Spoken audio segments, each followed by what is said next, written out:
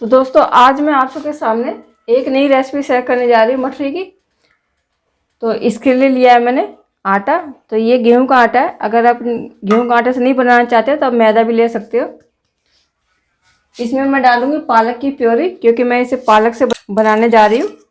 तो मैंने इसे पालक की प्योरी से तैयार की है इस रेसिपी को। थोड़ा सा पानी डाल देंगे इसमें। इस पेस्ट को वेस्ट नहीं करेंगे, इसी में डाल देंगे। अब इसके बाद डालेंगे हम अजवाइन। अजवाइन आप जरूर डालना, ये डाइजेशन में बहुत अच्छा काम करता है अजवाइन, और फ्लेवर भी बहुत अच्छा आता है इसमें। तो आधा स्पून मैंने अजवाइन डाला था, उसमें मैंने इस तरह से क्रश करके डाला है। इसका फ्लेवर बहुत अच्छा आता है। इसके बाद डालेंगे हम नमक स्वाद के अनुसार। तो यहाँ मैंने थोड़ा थोड़ा कर 2 बार नमक डाल दिया है। इसे मैं थोड़ा सा चटपटा बनाने के लिए मैंने डाला काली मिर्च, थोड़ी सी जीरा पाउडर डाल दिया है।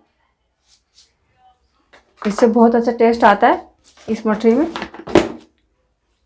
अब इसके बाद डालेंगे रिफाइंड। तो रिफाइंड हम 1 स्पून ही इस्तेमाल करेंगे, क्योंकि हम आगे भी इस्तेमाल करेंगे। तो मैंने यहाँ पे 1 स्पून ही डाला है। और अब क्या करेंगे, सभी चीज़ों को एक में मिक्स कर देंगे। अभी हम पानी बिल्कुल नहीं डालेंगे, इसी में ही मिक्स करेंगे, क्योंकि पालक में भी पानी था जो मैंने प्योरी बना के तैयार की थी। तो अब क्या करूँगी, अब मैं हाथ से ही इसे गूंथ के तैयार करूँगी।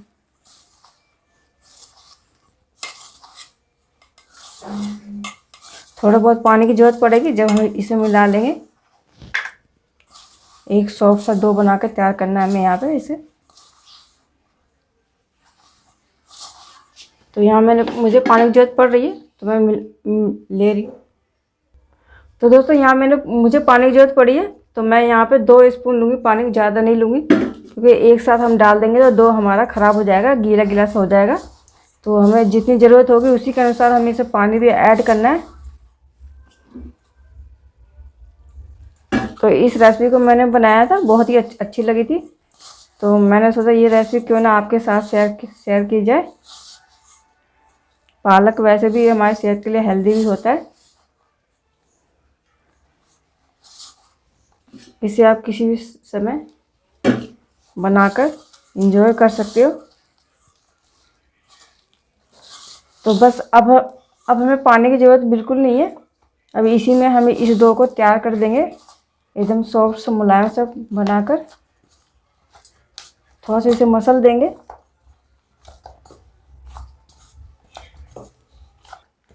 दोस्तों ये हमारा डो बनके तैयार हो गया। इसे रखूँगी मैं साइड में, इतने ये सेट भी हो जाएगा। इसके लिए हम साडा तैयार करते हैं। साडा तैयार करने के लिए लिया मैंने 1 बाउल। इसमें हम डालेंगे घी। तो आप रिफाइंड भी ले सकते हो यहाँ पे, तो मैंने यहाँ पे घी लिया है। घी से बहुत ज़्यादा खस्ता बन के तैयार होता है। और 2 स्पून हम डालेंगे कॉर्नफ्लावर।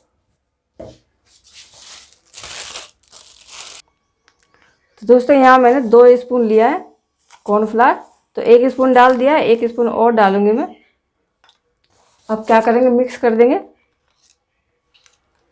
इसी में घी में ही।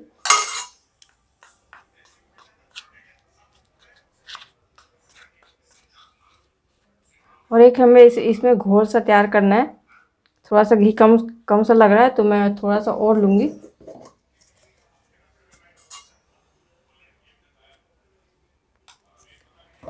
अब क्या करेंगे, मिक्स करेंगे इसी में।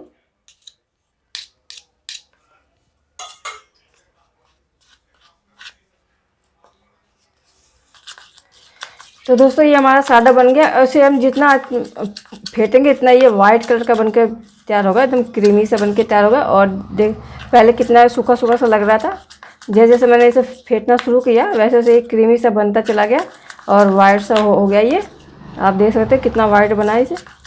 तो ये हमारा सादा बनकर तैयार हो गया। अब लूँगी तो दोस्तों अब मैं इसे रखी हूँ साइड में। अब इसमें से मैं दो लोई को डिवाइड कर दिया, 2 पार्ट में कर दिया। और इसको हम लेंगे और बेलेंगे। और चिपकता है थोड़ा बहुत तो हम आटा लगा लेंगे यहाँ पे, तो चिपकेगा नहीं है। आटे से तैयार करती हूँ क्योंकि हम मैदा कम यूज करते हैं, ना के बराबर। तो इसे हमें रोटी के आकार का एकदम पतला सा बेल लेना है। थोड़ा बहुत चिपक रहा है तो मैं यहाँ पे आटा लगा लूँगी गेहूं का ही। तो दोस्तों मैंने इसे बेल दिया है। बेलने के बाद आप क्या करेंगे, हम सादा लगाएंगे जो हमने बना के तैयार किया है और सारे में फैला देंगे इस तरह से लगा के। तो आटे की डस्टिंग कर रही हूँ मैं यहाँ पे इस तरह से, और क्या करेंगे फैला देंगे।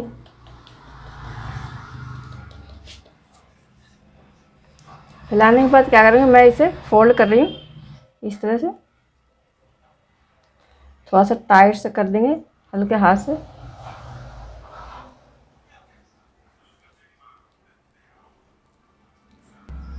और लास्ट में हमें थोड़ा सा इसे इस तरह से टाइट कर देना है जिससे कि ये अच्छी तरह से चिपक जाए। इसे हटा देंगे कि लेयर हमारी खुल के आए।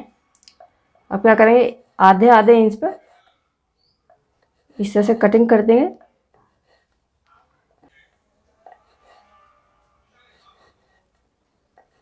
कटिंग करने के बाद तो इसे क्या करना, हमें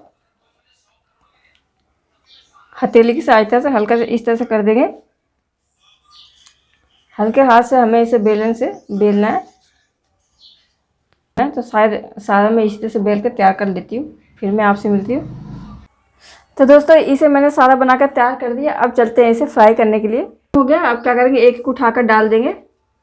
तो आँच को हमें मीडियम में रखना है, ज़्यादा हाई पे नहीं सेकना। अगर हम ज़्यादा हाई पे सेकेंगे तो इसकी जो लेयर है खुल के नहीं आएंगी और कच्ची रह जाएंगी। तो इसे हमें मीडियम आंच पे ही सेकना है। देख सकते पहली बार में ही इसकी लेयर बहुत ज़्यादा खुल के आ रही है, तो इसे हम मीडियम आंच पे ही सेकना है। एक तरफ सीख जाएगा जब हम इसे पलटेंगे। दोस्तों आप क्या करेंगे, हम इसे ना पलट देंगे। बहुत अच्छी लेयर आई है इसकी, तो सारा हम इसी से पलट कर तैयार कर देंगे। और इसे हमें अलग पलट कर अच्छी तरह सेक लेना है। तो सारा मैंने पलट दिया, अलग पलट कर अच्छी तरह से सेक लेंगे। जब सीख जाता है तो ये पकना बंद हो जाता है, बुलबुले बिल्कुल नहीं आते। तो आप देखते बिल्कुल ही बुलबुले नहीं आ रहे, पकना बंद हो गया। अब क्या करूँगी, मैं इसे ऐसी छन्नी में निकाल लूँगी।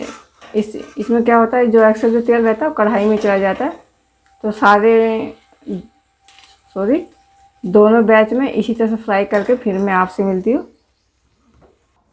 तो दोस्तों ये हमारी लेयर मटरी बनकर तैयार हो गई। आपको मैं तोड़ कर दिखाती कितनी क्रंची सी बनी है।